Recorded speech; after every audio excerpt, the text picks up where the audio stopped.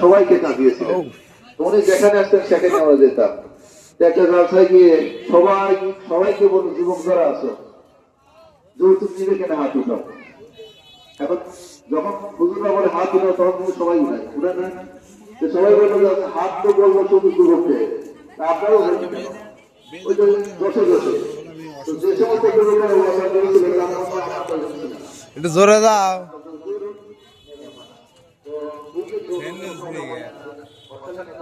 দেখছো কেমন দেখা যাচ্ছে? দেখছো কেমন দেখা যাচ্ছে?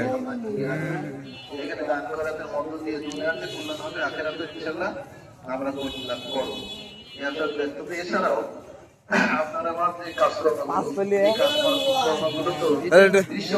তাহলে একটু তুমি হারো, আমি আটি যাই।